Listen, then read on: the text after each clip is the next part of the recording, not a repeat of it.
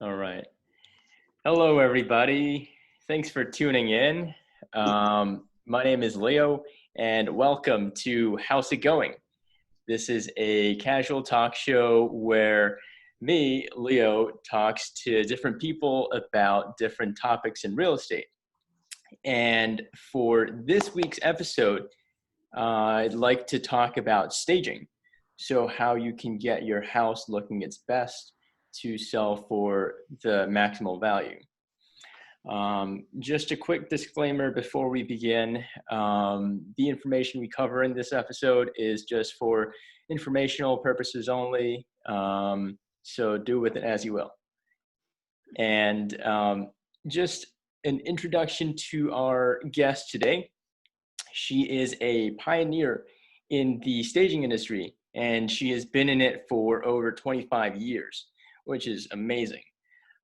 She helps people stage, style, and transform homes to sell quickly and for more money. So without further ado, everybody please welcome Barb Nazarro. Hello. How Hi, are you? Leo. I'm good, thank you. Thank you so much for allowing me to be here today and Definitely. meet you all and introduce myself, tell you a little bit about what I do. Yeah, It's definitely. really, I'm very honored and flattered to be here today. Yeah, we're happy to have you. Now, Barb, would you just start us off by talking a little bit about yourself, maybe what you do, and any fun things? Oh yeah, sure, perfect. Like I said, well, you actually did a great job introduce me. My name is Barbara Nazarro. I own a Simply Staged home. I am a full service custom staging and design company offering all different levels of staging and design, now including e-design and e-staging, which is basically staging or designing rooms and homes from a distance. Okay, that's great. And yeah, I can't wait to talk to you about that. And just before we jump into the questions, as you all know, with every episode, you have an option to donate to a charity. And Barb, would you mind introducing this week's charity for the viewers? Sure, I'm happy to say that I think we've chosen the Dana-Farber Cancer Institute. Mm-hmm. Great. And do you mind telling a little bit about like what Dana-Farber does and the importance to you? Of course. So about 5 years ago, I was diagnosed with breast cancer, very early stages of a non-aggressive, non-invasive type. So I was one of the very, very fortunate ones to receive. Wow. In terms of getting as bad news, I received as good news as I could possibly have had, and through a few surgeries and amazing care that they offer at Dana-Farber, I am cancer free. I don't think people like to say Wow. that anymore. That's not really a term they use, but no Okay. signs of disease is probably a more medically appropriate term. And Sure. yeah, that happened about 5 years ago. And so here I am today. And we're so fortunate to have an amazing institution like that right in our backyard. So Hmm. many people travel from all over the world to get care and to be treated there. So we are so fortunate to have an amazing care facility like Dana-Farber right in our Definitely. backyard. Definitely. And that's an amazing story, Barb. That's so great to hear. You overcoming everything, and it must be great right now. Yeah, I mean, I have a very close friend who about 25 years ago received a very bad diagnosis. She was given an 18% chance of survival Wow. with stage 4 breast cancer, a highly metastatic disease that she had. And she's living proof that miracles do happen, because 25 years later, she's here alive and well, no sign of disease Wow. for her as well.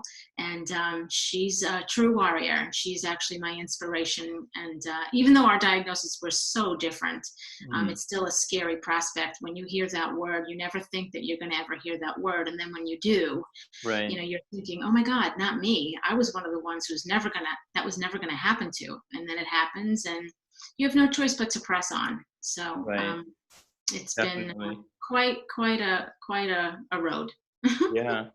Wow. And thank you for sharing that, Barb. Oh, you're Um, welcome. so yeah, just a reminder, everybody, if you've gotten something useful out of today's episode, please consider donating to the Dana-Farber Institute. And without further ado, let's jump right into it. All right. So to start off with, Barb, how's it going in your world right now, in the staging world? Well, right now is actually very interesting because I'm starting to see little glimmers of hope. Things are starting to, I think, improve with more and more people kind of hearing that there might be some loosening of restrictions. 3 months ago was a different story. When COVID-19 first kind of approached and, arrived here in the US and, Mhm. basically shut the economy down, things really came to a screeching halt. There were so many unknowns.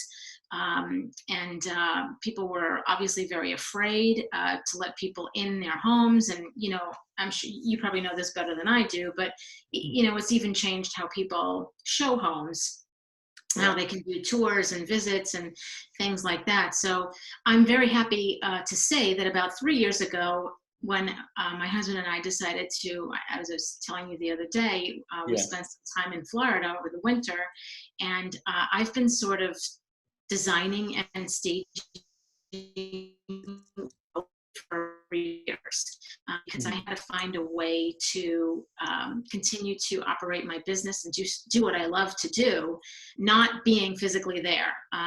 That's a difficult challenge for me because I am a little bit of a control freak and very type A when it comes to Yeah. that type of stuff. So Mhm. I really feel like I need to be present or at least Yeah. guide someone to the fraction of an inch as to how things should look, because I do think that those little tiny details do matter.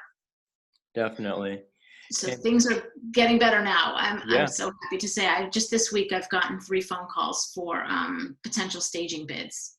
that's awesome. Yeah. And yeah, you were totally right about it. When the whole COVID-19 lockdown happened, quarantine, we were all sort of uh, put it back. We were like, oh, what do we do now? How do we continue going on business?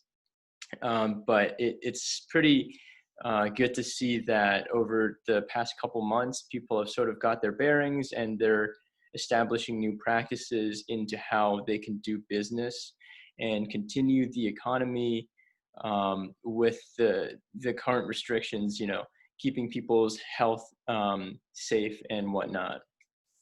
Right, and like I am really kind of amazed and very inspired by how many businesses are sort of adapting and finding new ways to stay afloat and continue to maintain their business, or in some cases flourish. Like this was something that I was doing 3 years ago, but not to the degree that I'm doing it now. That the e-design and the e-staging.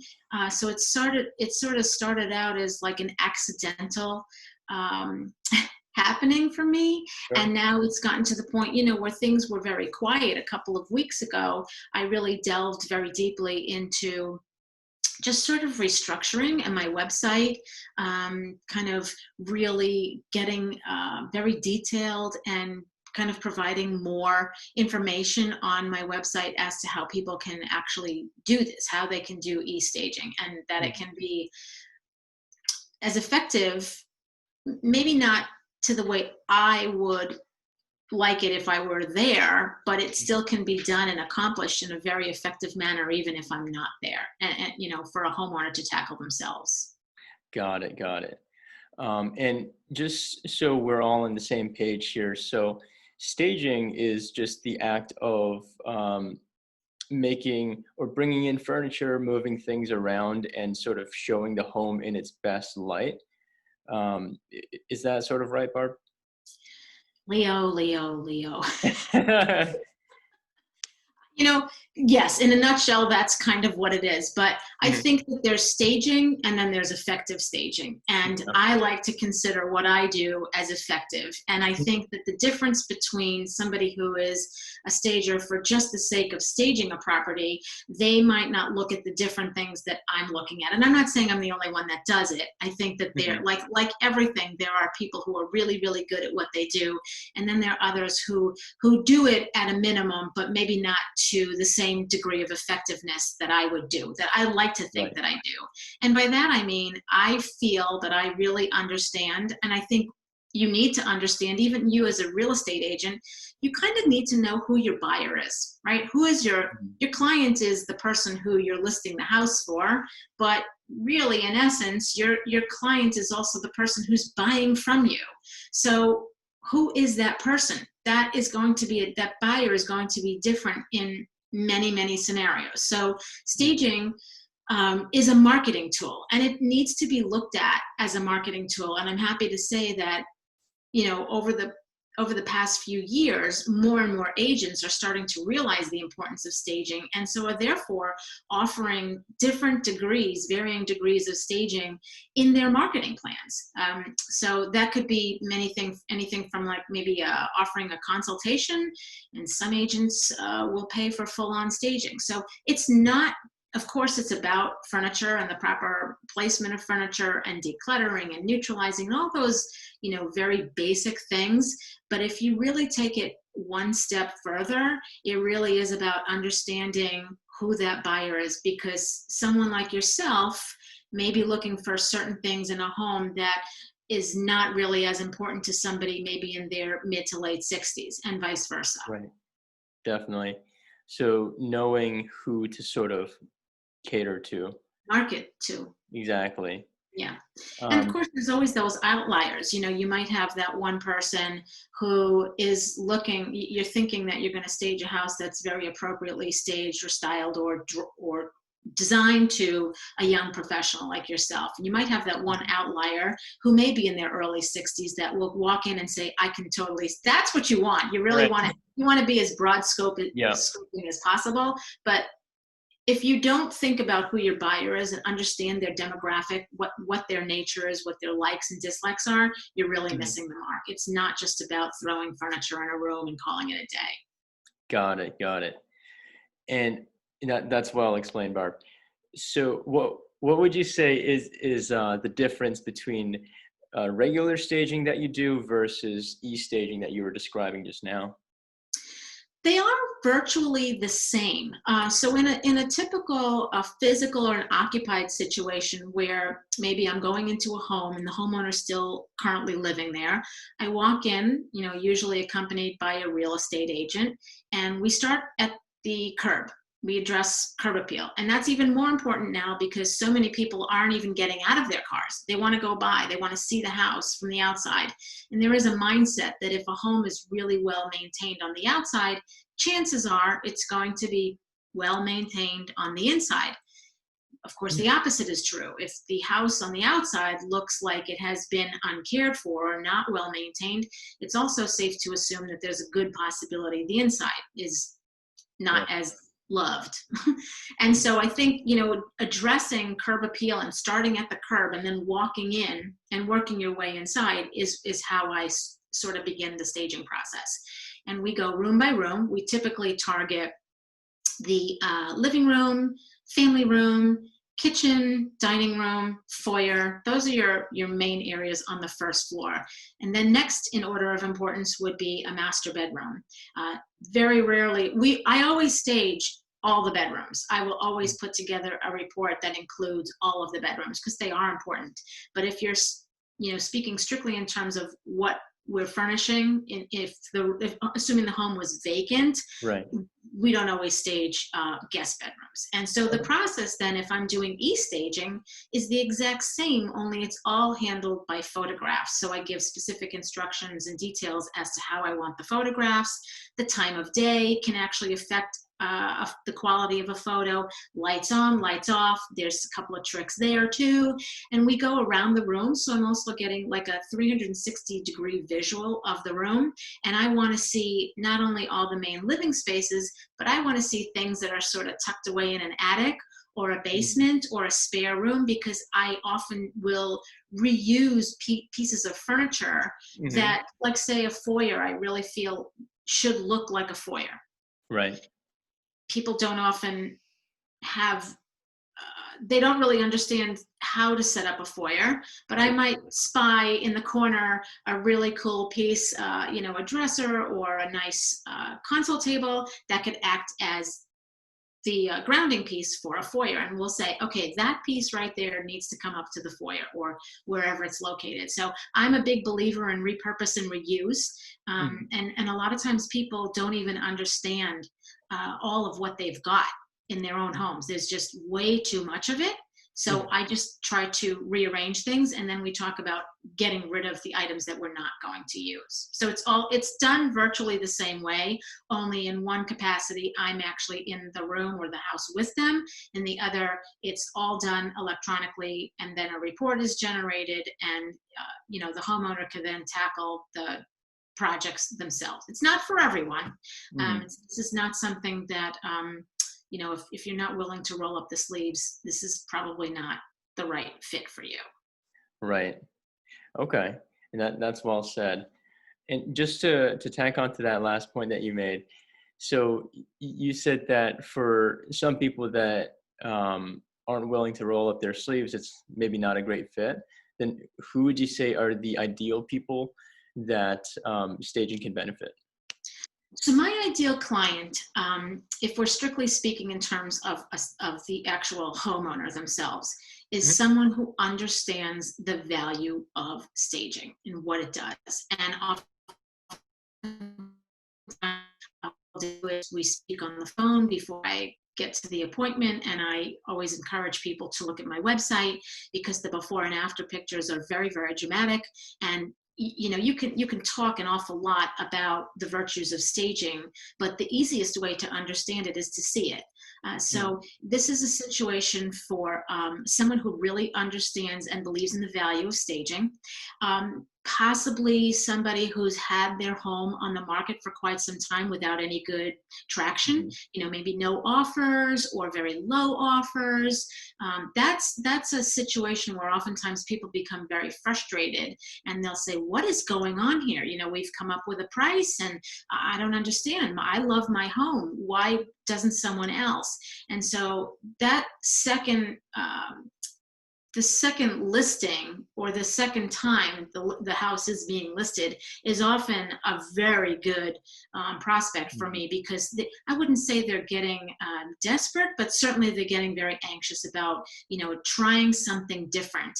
And when those two worlds come together, when you have somebody who understands the value of staging and is willing to do the work, because let's face it, it's not fun. I mean, I'm talking about, you know, you have to dig deep into your own home and look at things that you don't necessarily want to look at or tackle. Right. So it's uncomfortable. It's not pleasant oftentimes, but I like to equate it to a diet.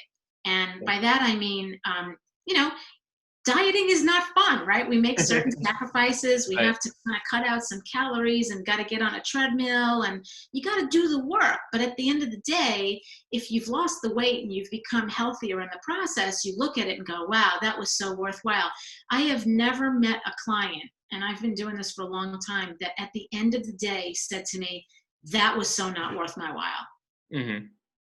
If for nothing else, it just is a cathartic process that helps people kind of move on to the next step of, okay, I've decided I want to sell my house. Now what? Where do I begin?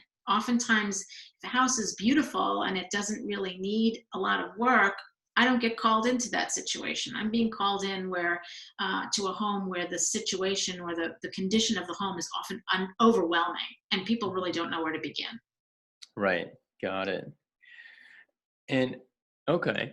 So just in general, like, what are some benefits for people that are not too familiar with staging? What are some of the benefits of staging your home? Well, for starters, like I said, it gets the moving process going. You're going to move anyway. At least we Right. hope you're going to move, right? You Yeah. put your house on the market, you know you want to move. So Right. it gets that, it's that first step of packing. Mhm. And what I encourage people to do is look at everything that they own and determine, is this something I need to take with me going forward? Real estate is expensive, whether that means you're keeping your things in storage in a basement or if it's out on display. All of it takes up square footage and it's expensive. And it's also very expensive to move and pack. So now is a good time to look at things. And that can be, that's the discomfort that I was talking about. It's often not a lot of fun. You know, you're Right. talking about years of things that have not been addressed or looked at or touched, and now's the time. So I feel like it's such a cathartic process to look at our things, because things weigh us down physically and Mhm. emotionally. I mean, sadly, I'm a minimalist at heart, so Yeah. that doesn't help my situation because I love a very clean, simple aesthetic. A lot of people Mhm. find comfort being surrounded by their things. But it's basically the first step in just getting ready for a move, Yeah. a lightening, and that's pretty much, that's the first step in staging is Okay. decluttering. Yeah. That's great. And just so you mentioned that you were a minimalist at heart. Um, have you heard of Marie Kondo? Oh, I've read the book. Yeah. Okay. She's a bit extreme, Yeah. you know, with the folding of the t-shirts in a certain Hmm. way, but the theory is, I believe, on point. I Yeah. believe the theory in just living with less is something I agree with. I don't think I could get to the same degree that she's at. Right. It takes a lot of time to do Yeah. the steps that she wants us to do. But if you can get past that stuff, just the degrees of simplicity, I love it. Yeah. Yeah. That's great. Yeah. So I sort of did something similar. So I read the book and I was really inspired. And I was like, okay, I never really thought about cleaning my room and like how that could affect my emotional well-being. So I just did it. You know, I spent an afternoon, like on a weekend, just cleaning up my room, cleaning up around the house. And surely enough, like that did sort of make my thoughts more clear. It does. And I don't know, it's kind of magical. It's incredible. It's a very look. Things are crazy. We live in a crazy world right now, and so there's Absolutely. so much chaos going on outside. So when you come home, the the idea or the feeling of being able to decompress and just focus on your thoughts is so important. Think about it. You walk in your foyer, and if you're not overly organized, you have probably a pile of mail or a pile of junk or boots that, look, it's June 1st. You might not need them right now. It's just an accumulation of things that people don't really want to tackle or address. But every pile, whether it's clothing or mail or dishes in the sink or an unmade bed, every pile is constantly vying for your attention. It's saying, address me, look at me, touch me, organize me, throw me away. It's just a lot of visual overstimulation. So to come home and have sort of like, you know, an organizational process that says my mail goes here, and like she encourages, go through the mail every day in front of the trash barrel and throw out what you need and what you don't Mhm. need instead of letting it accumulate. So yeah, that's, I feel like to be able to come home amidst chaos, where your home is a calm sanctuary that makes you feel warm and fuzzy, Mhm. how can that hurt? Right. Definitely. And so how you said it, it's making it sound like just regular people that are not necessarily looking to sell their house can benefit from like decluttering or at least going through the process of what you do, right? Absolutely. It's interesting because not too many people call me up for that strategy, shall Mm. we say. They don't call me up and Yeah. say, hey, can you help me rearrange my house?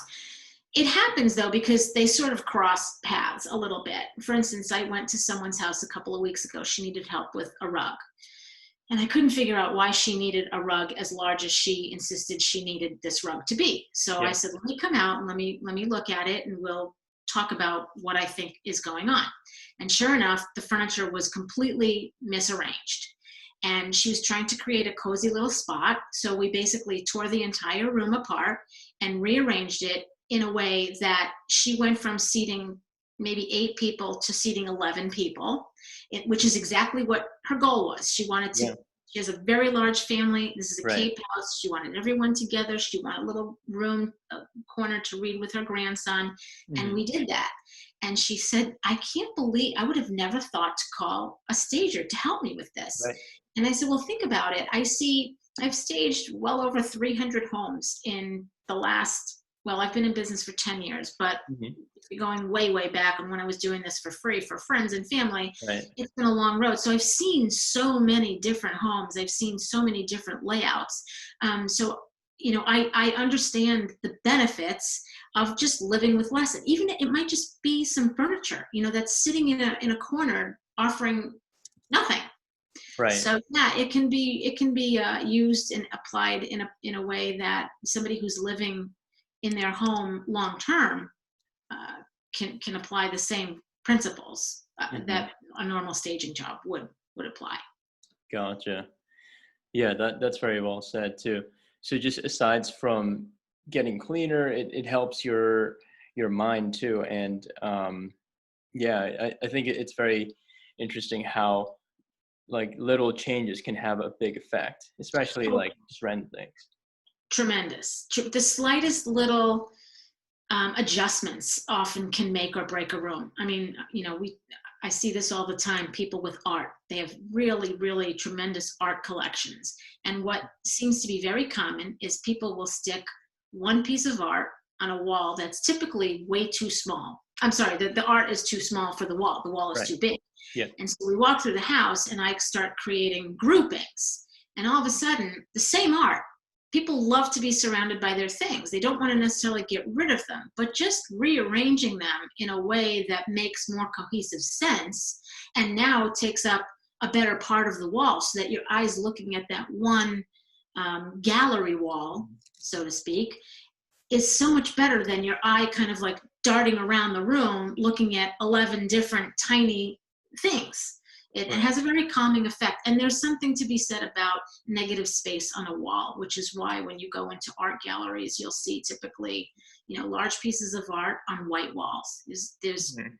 you very rarely find, many, many pieces of art that can be distracting because it just Mhm. causes your eye to dart all over the place. Right. Definitely. And that sort of reminded me a little bit of feng shui. Yes, It's like every object has a sort of energy attached to it, and then if there's too much going on, it sort of confuses distracting. yourself. It can be very distracting. And feng shui comes into play. I've done a little bit of feng shui, like seminar type of things. I don't no, I don't apply all of the principles all the time, but the very basic ones of having, an open door that leads to a back door so that air can flow through, setting a bed just slightly off center of an entry in a room. These things are, and there's a reason why those principles have been around for thousands of years, Right. and they can be applied very easily to home staging and even just every ordinary daily life and Yeah. home design. Okay. That's great. And now, before we started talking, I know you had mentioned you have some pictures you wanted to show the audience, just to sort of give an example of what you do and the effect. Sure, sure. So let me see if I can pull that up for you.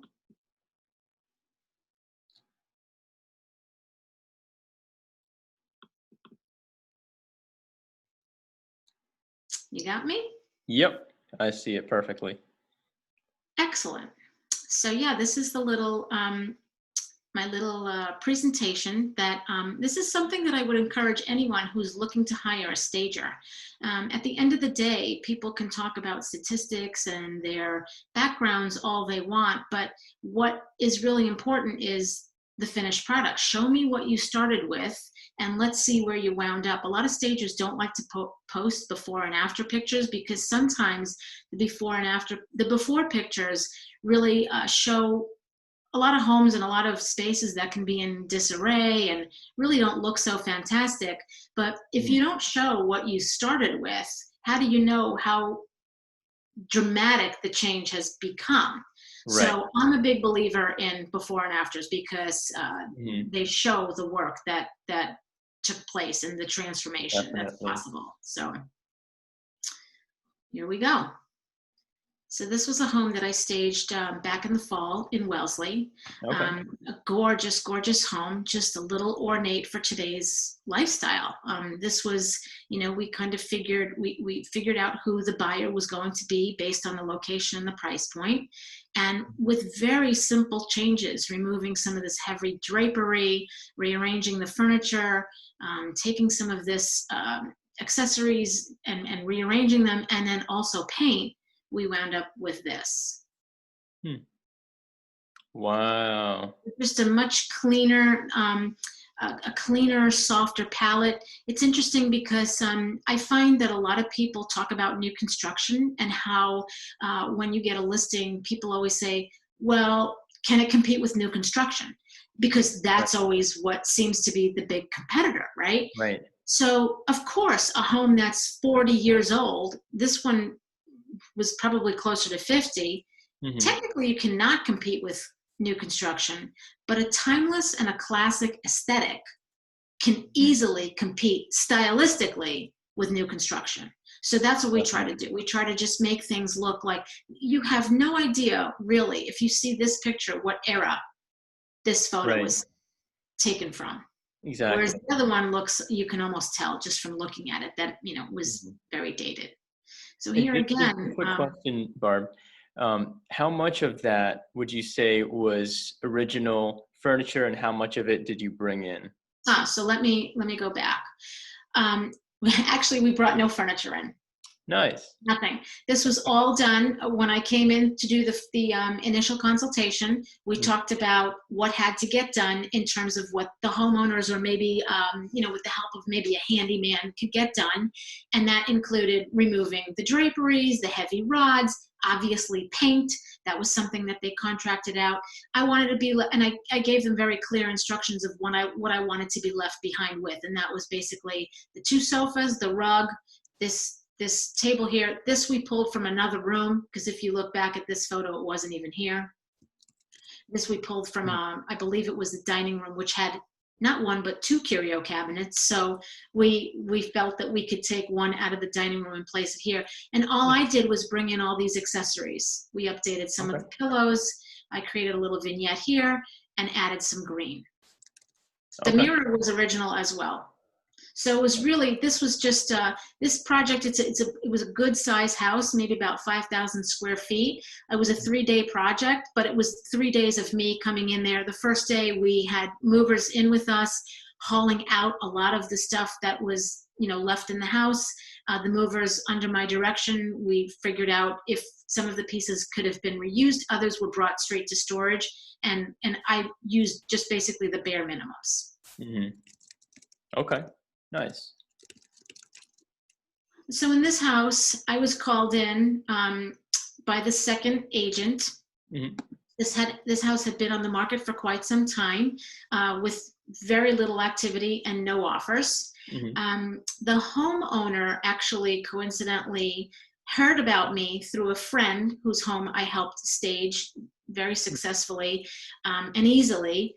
And then they didn't call me, but when the listing had expired and the second agent came in, they talked about home staging, and the seller who had my name said, we want to call Barbara and see what she has to say. And as soon as I walked in, I said, well, again, understanding who the buyer is, where your price point is, the town this was in, I said, I think I know what the problem is. I think that your kitchen cabinets are wood and they're beautiful.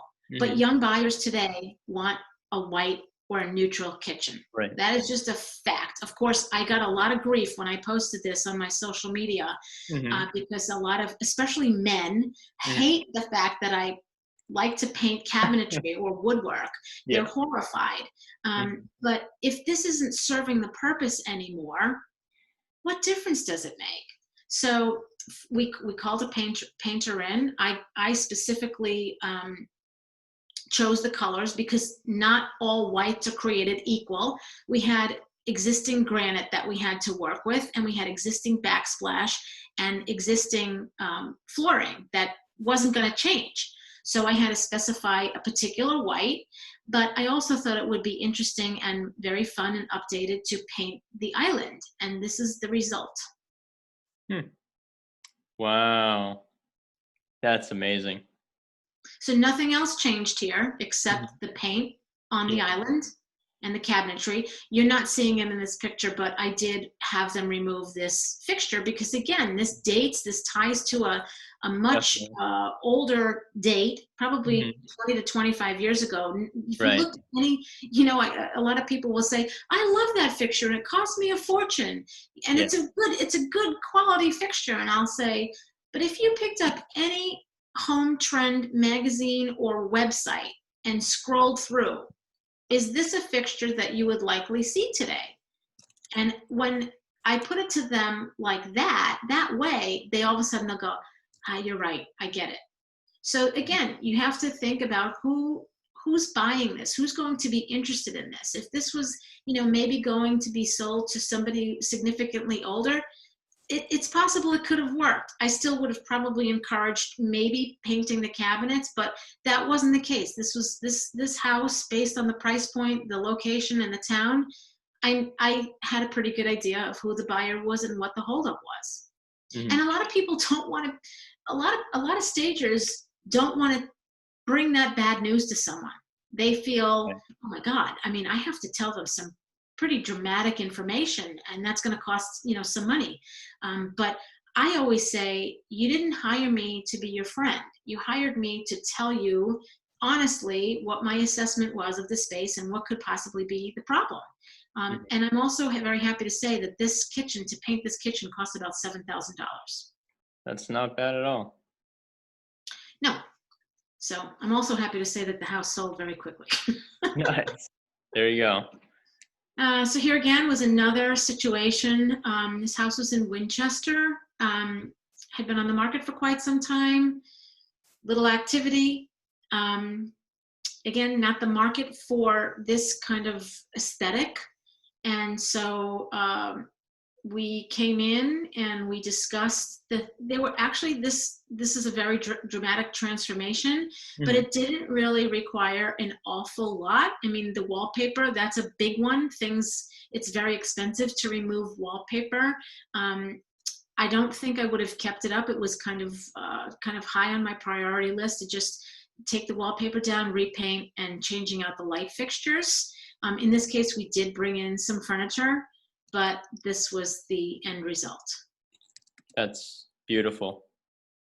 Very nice and simple, clean, quiet, very neutral palette. This could have also appealed to a much older buyer. There's nothing offensive about this that would turn an older buyer away. But it definitely, with this light fixture and this kind of fun rug in here, it definitely appealed to a much younger buyer. And it worked. Okay. That's great. Can we just do like one last one since we're like running short on time? Sure.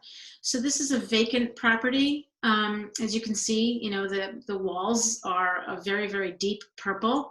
I thought that was a very bold statement to make in a house that we were trying to sell. And I also felt that the house being vacant didn't really draw any character. It didn't bring any charm to the room. So we furnished it, and that was the result. Yeah. Looks very bright and cheery. Thank you. Yeah, so there's many more before and afters. We can, direct people to my website if they're interested. But if for nothing else, they're just fun to look at and get some good design ideas. Definitely, definitely. And just to bring it up to the little higher level, for those people just watching, just curious, do you have any like helpful tips for them to make their home look pretty and relaxing and everything nice? I think the biggest pointer that I could give somebody would be you really need to step outside your home emotionally. And you need to look at your home as a product that you're selling and get away from the emotion of it. You need to look at your house objectively and think about, if I were buying this and if I were a younger person, what what is it in this house that could cause somebody to stop and give pause to the situation? Mhm. Would it be my very eclectic art? Would it be a very, very bold color that ties, that doesn't really tie with the rest of the house? So I think that if you can look at your home objectively and really step outside of it emotionally, you should be able to look at it in a way that says, okay, I can understand what we need to do here and what needs to change. Right. I gotcha. Um, and okay, so let's sort of summarize what we've learned here in today's episode. So we sort of went through how or what staging is and how staging is beneficial for everybody. You know, Hmm. to not only get your house to sell for more and quicker, but also having more living space and sort of helping your psychology and your emotional well-being. Hmm. And we walked through sort of your process and how you would work through room by room and tell people what to do, what furniture to move around, different painting options. And we also just saw some examples of the power of staging. Hmm. So let's wrap it up with a fun question. Barb, what is one thing that you can't live without? Me personally, I would have to say my laptop. Okay. I'm a little addicted. I'm on Yeah. it all the time. It's a love hate thing, but I don't think I could live without my laptop. Okay. Sounds good. Aside from the family members that I, Yeah. remember. Yeah. I mean, nowadays we're all sort of attached to the screen to some extent, anyways. But yeah, just for those of you that wanted to contact Barb, Barb, would you mind sharing your contact details so people can reach out to you? Of course. Well, you could find me at www.asimply.stagedhome. Um, you can reach me by my cell phone. I mean, all my information is on the website, Mhm. but easily through the website is also my contact information as far as my email address is concerned. I mean, do you want me to share my email address, or Uh, sure. It can't it's hurt. it's a simply staged home, Mhm. NE as in New England, Mhm. at gmail.com. Excellent. And of course, you can also find Barb on Instagram at Simply Staged Home, right? At a That's Simply right. Staged. Yeah. Yes, And that's actually how we came across each other. We that's right. connected on Instagram. So The power of social media. definitely. So yeah, once again, thank you so much, Barb, for joining me and just walking through the audience. And I'm sure everybody has learned quite a lot today. And just to remind you all to donate to the Dana-Farber Institute, I'll link it in the video if you got something out of today's episode. Anything else to add, Barb?